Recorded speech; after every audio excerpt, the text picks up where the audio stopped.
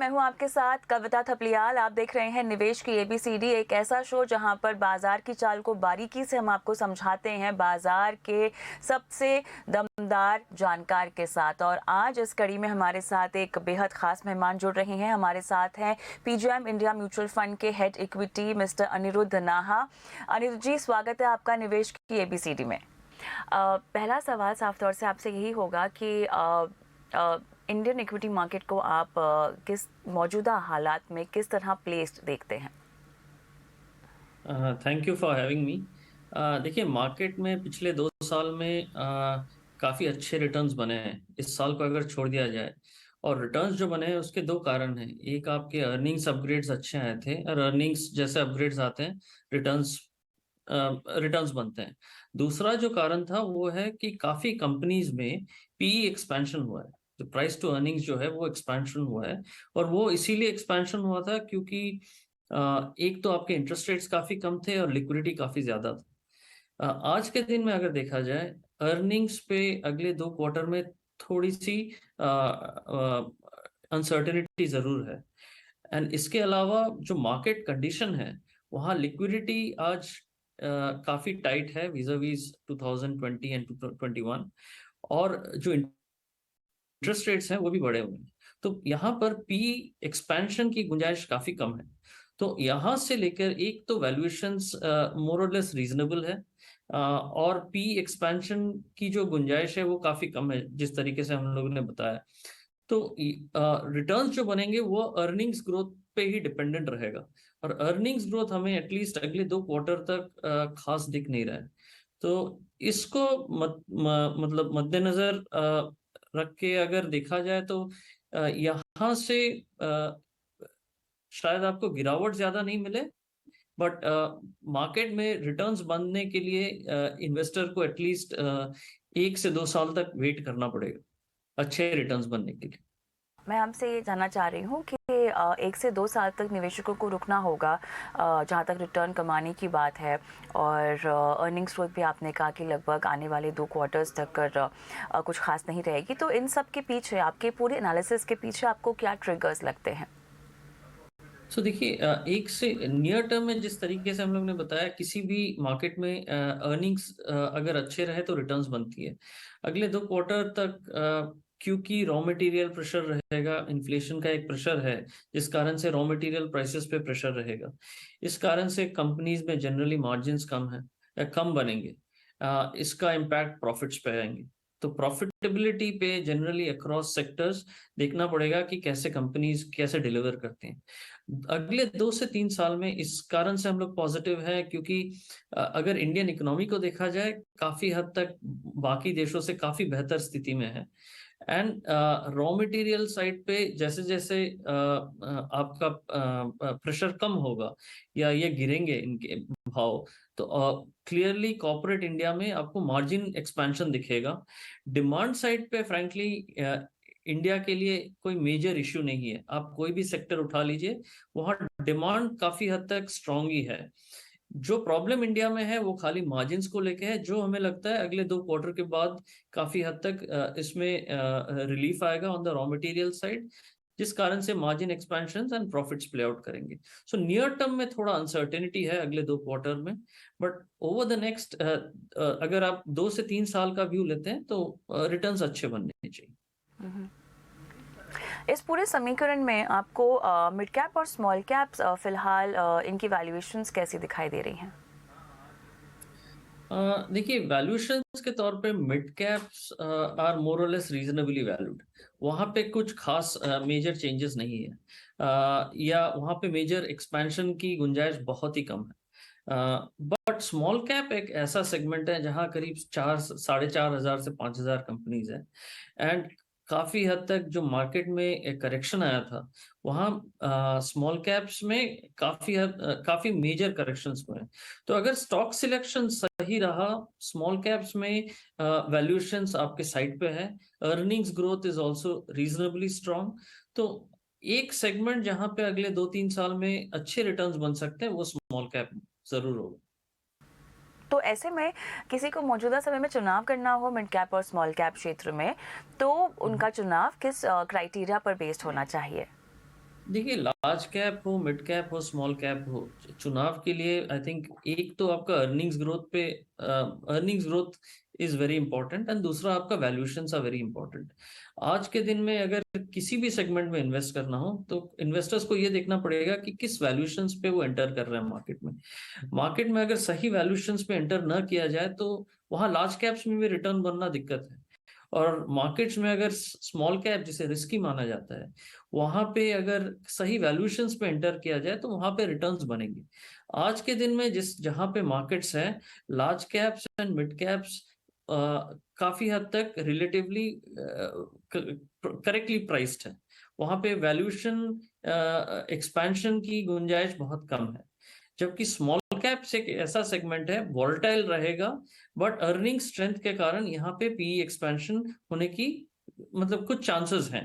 तो earnings growth and valuations, ये दोनों चीजें बहुत इंपॉर्टेंट है किसी भी सेगमेंट में एंटर करने के लिए। अ, थोड़ा सा हम ग्लोबल ट्रिगर्स की बात कर लेते हैं। देखिए, मंदी की बात हो, इन्फ्लेशन की बात हो, लिक्विडिटी क्रंच की बात हो, ये तमाम या ब्याज दरें बढ़ने की बात हो, ये तमाम दिक्कतें डेवलप्ड नेशंस की ज़्यादा बड़ी हैं, ज़्यादा चुनौतीपूर्ण माहौल है वहाँ पर एज़ कम्पेयर टू इंडिया। अब भारत इन सब के लिहाज में देखा जाए तो काफ़ी बेहतर तरीके से प्लेस्ड है फ़िलहाल। आपके मुताबिक ऐसी कौन सी बात होगी जो भारत की ग्रोथ स्टोरी या मौजूदा स्तर में जहां भारत प्लेस्ड है उसमें रंग में भंग का काम कर सकती है? देखिए, आज आपने सही फरमाया कि India is far better place than the rest of the world. India में आप इन्फ्लेशन देख ले, इंटरेस्ट रेट्स देख ले, लिक्विडिटी सिनेरियो देख ले, एक्सटर्नल फ्रंट पे करेंसी देख ले, एंड अगर आप डेट देख लें, तो हर पैरामीटर पे India is better than the rest of the world. उसमें कोई मतलब दोहरा नहीं है। आई थिंक रिस्क के तौर पे स्पेसिफिक टू इंडिया अगर कोई रिस्क है, फ्रैंकली ऐसा कोई बड़ा रिस्क है नहीं। एक जगह जहां पे थोड़ा सा प्रेशर पॉइंट बना हुआ है वो है हायर क्रूड ऑयल प्राइसेस। अगर हायर क्रूड ऑयल प्राइसेस यहाँ से बढ़ते रहे तो एक है आपका फिस्कल डेफिसिट पे इम्पैक्ट आएगा, जिसके कारण गवर्नमेंट बैलेंस शीट्स पे थोड़ा प्रेशर आ सकता है।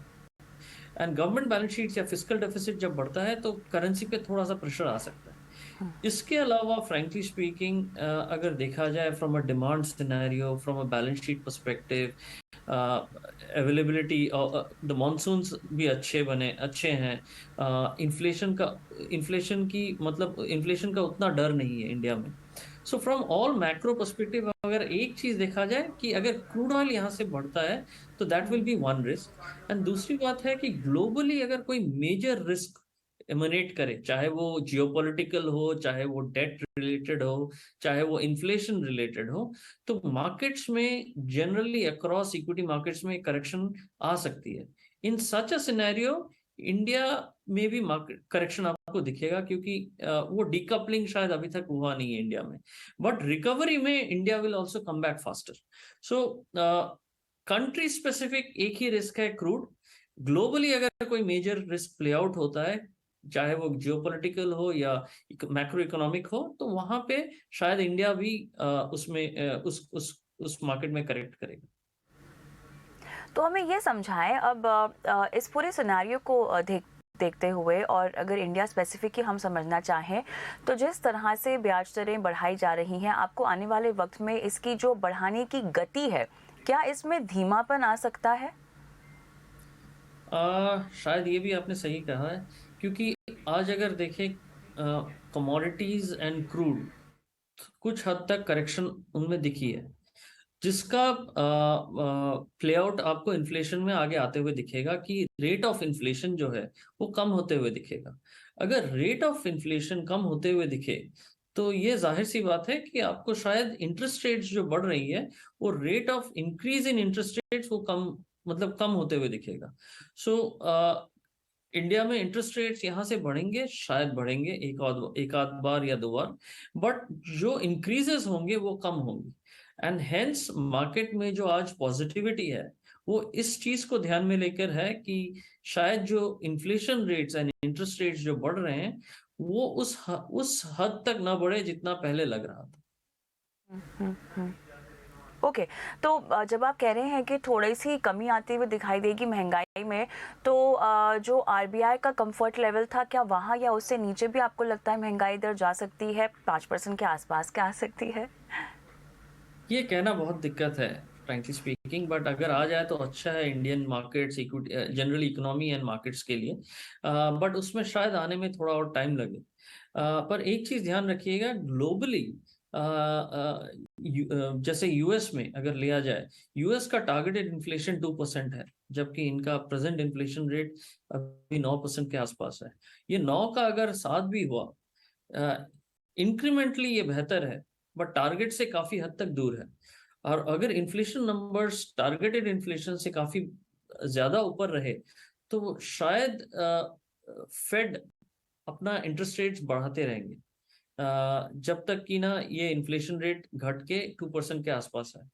अगर ग्लोबली मेजर सेंट्रल बैंकर्स ने इंटरेस्ट रेट्स बढ़ाया या ये बढ़ाते रहे, तो शायद इंडिया के पास उतना विंडो नहीं रहेगा कि डीकपल करके इंटरेस्ट रेट्स न बढ़ाए।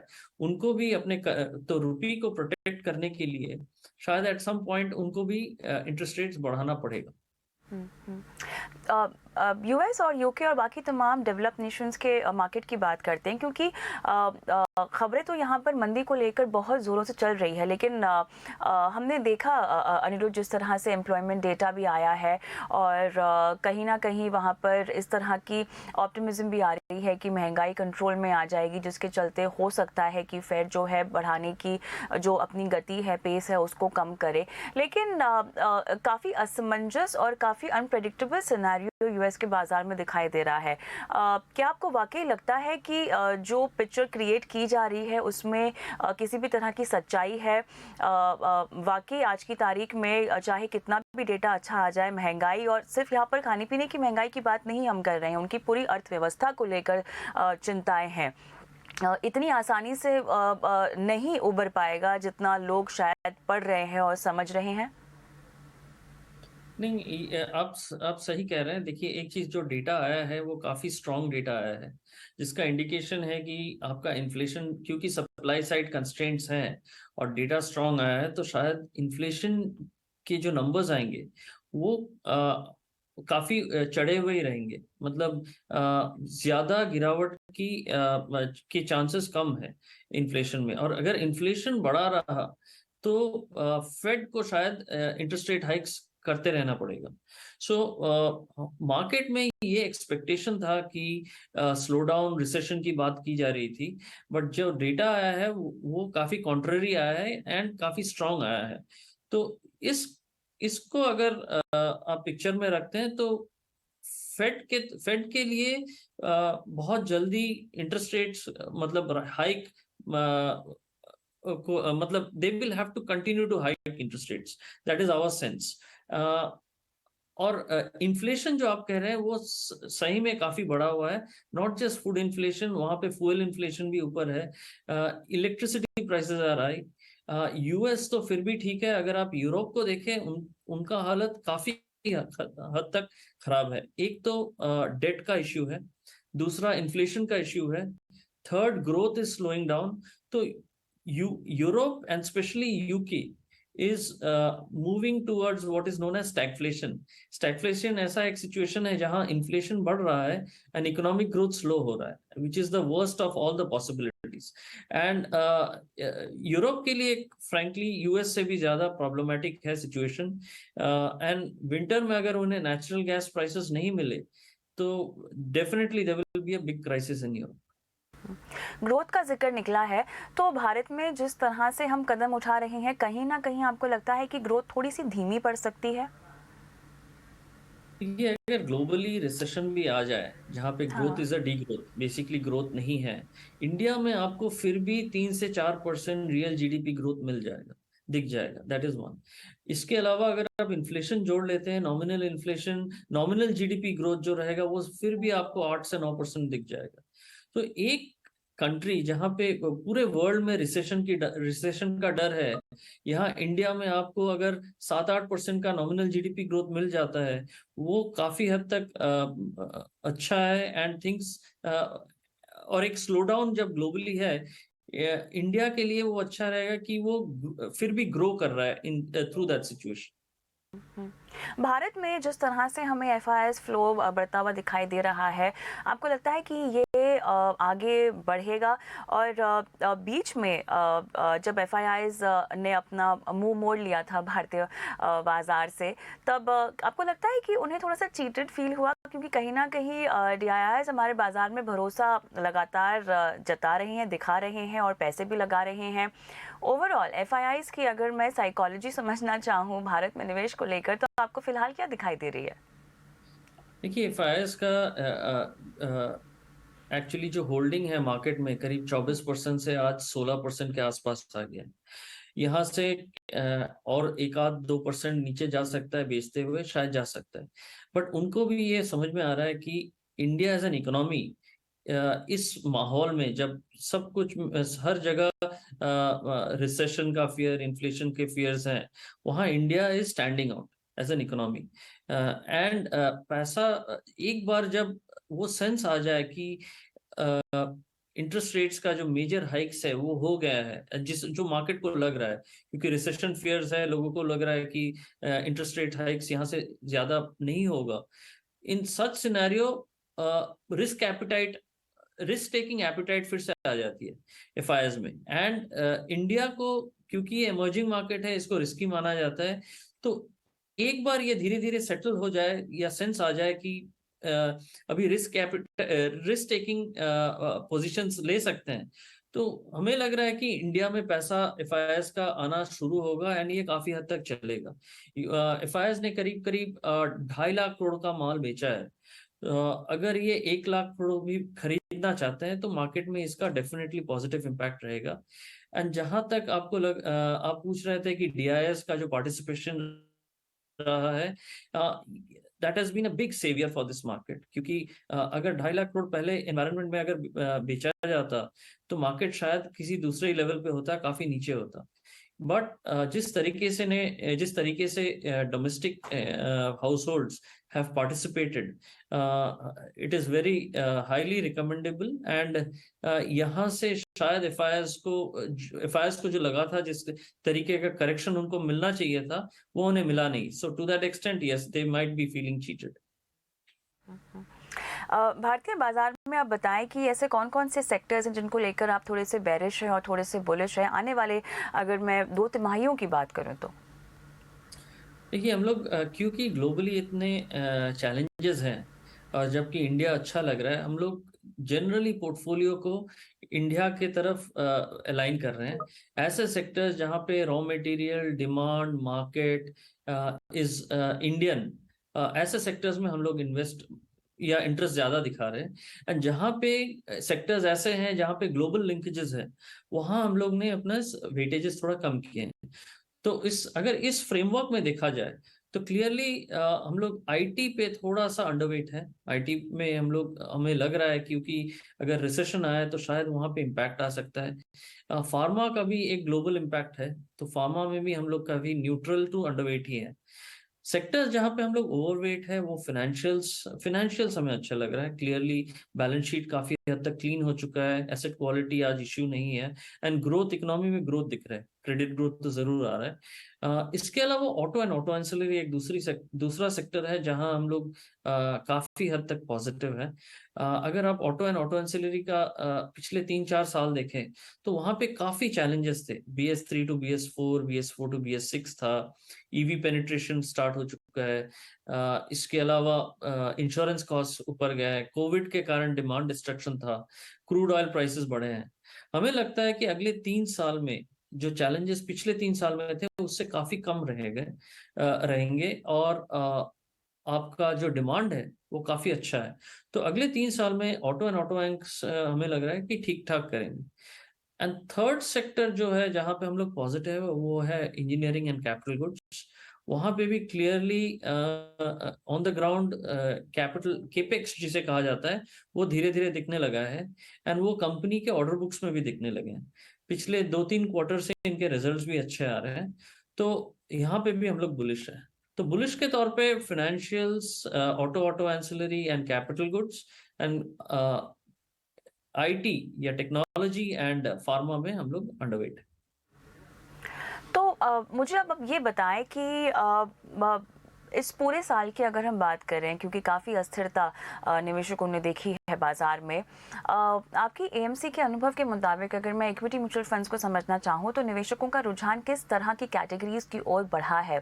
क्या बाजार की अस्थिरता को देखते हुए निवेशकों ने थोड़ा सा सेफ खेलना शुरू कर दिया है, जहां पर शायद कोई बैलेंस स्ट्रैटेजी का चुनाव ज़्यादा किया जा रहा है, या आपको लगता है कि नहीं, निवेशक एसआईपी के जरिए अगर निवेश कर रहा है तो थोड़ा सा रिस्क उठाने को तैयार है? किसी तरह का बदलाव आपको इन्वेस्टमेंट ट्रेंड में आपके एएमसी के बदौलत देखा गया है?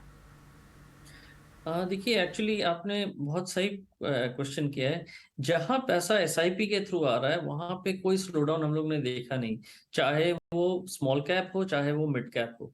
बट इंक्रीमेंटल जो लमसम पैसा है, वो हम लोग को क्लियरली दिख रहा है कि उसका जो सिलेक्शन है इन्वेस्टर का, वो मोर और लेस बैलेंस फंड्स की तरफ है। तो लमसम अमाउंट वो बैलेंस फंड में डाल रहे हैं, बट एसआईपी एसटीपी में हम लोग ने कोई मेजर चेंज देखा नहीं है। एसआईपी एसटीपी में in fact mid and small caps में काफी हद तक सिमिलर या बढ़ते हुए एसआईपी बुक हम लोग ने देखा है। इंटरेस्टिंग। तो ऐसे में क्या आपके पास ऐसा कोई डेटा होगा जहां पर आप मुझे बता पाएं कि मिलेनियल्स कहां पे ज़्यादा निवेश कर रहे हैं? क्योंकि युवाओं को आजकल निवेश को लेके जानकारी बहुत जगह से मिलती है, और हम देख भी रहे हैं कि जो इन्वेस्टर है ना, वो इतने सालों में, खासतौर से महामारी के बाद, तो बहुत बदला है। तो मिलेनियल्स को लेकर कोई खास रुझान जो आपने नोट किया हो, जो आप शेयर कर सके हमारे साथ? देखिए एक चीज है, जो इक्विटी पेनिट्रेशन पहले हुआ करता था at a household level, I think millennials में वो क्लियरली दिख रहा है कि they are more risk taking.